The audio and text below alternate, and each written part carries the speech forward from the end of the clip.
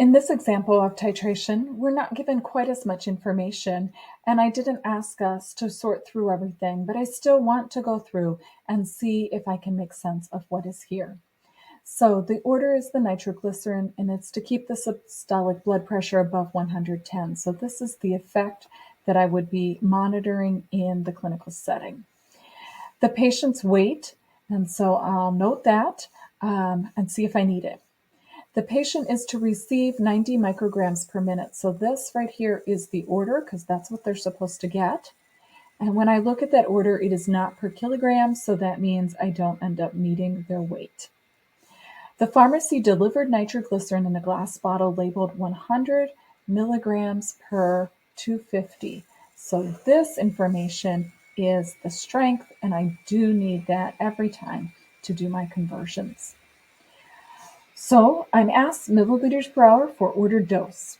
So I noticed ordered dose was 90, so let's start there, 90 mcg per minute. I need milliliters per hour. We had made note of the strength, which was in milligrams, so I'll start with 1,000 micrograms on the bottom and convert that over to 1 milligram. Next, I will bring in the strength. So there are 100 milligrams, putting that on the bottom to cancel milligrams to 250 mLs. And mLs is something I want, keep that. Looking back, minutes, and I need to be at hours, so minutes needs to go up top. And we know that there are 60 minutes to 1 hour. And at that point, I have my entire problem set up. So I will multiply straight across, so 90 times 250 times 60 gives me a huge number on the top, and that is 135 with 4 zeros.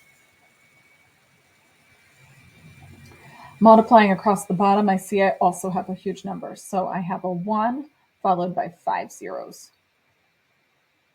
And then I just have to be real careful when retyping this in my calculator. So I type that first number, 135, 4 zeros, divided by 1, 2, 3, 4, 5 zeros, and that all reduces to 13.5.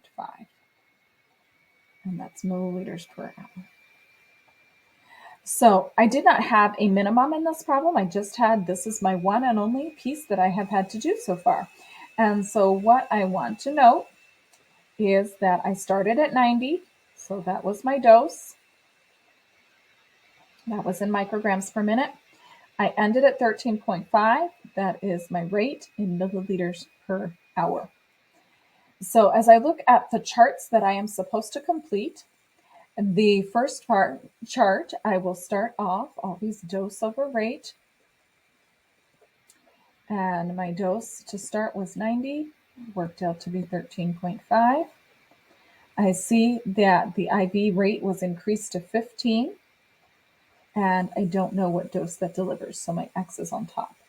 So 90 times 15 is, so let me back up a minute, I'm getting ahead of myself. So 13.5x, multiplying on this diagonal, equals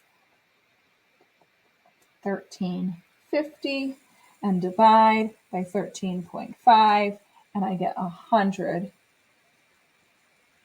Wait, did I do something wrong there?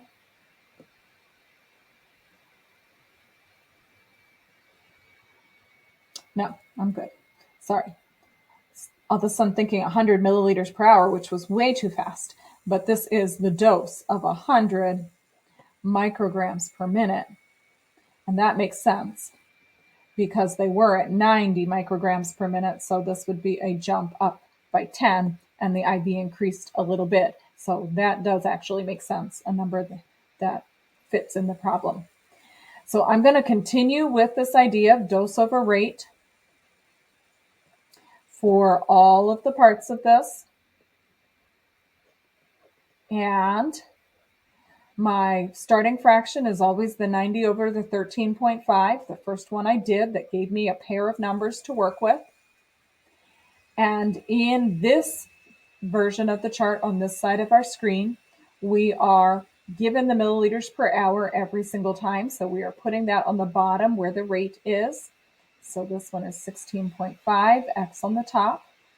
And this next one is 18 on the bottom, X on the top.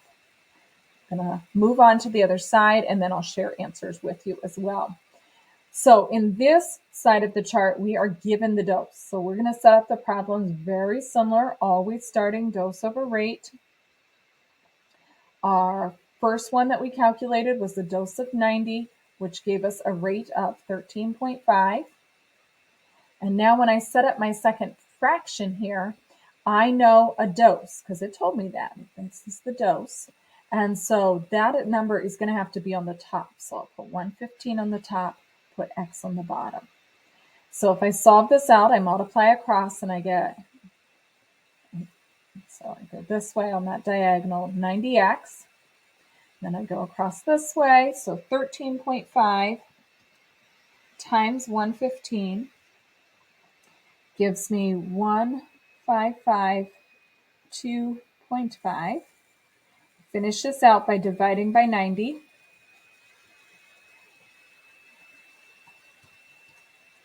And I get 17.25, which, because it's milliliters per hour, needs to go to tenths. So 17.3 milliliters per hour. Again, I'm going to go through and set up the rest. So it's always dose over rate every time. In this particular problem, the pair of numbers that we know from the start is 90 as a dose over 13.5 as a rate.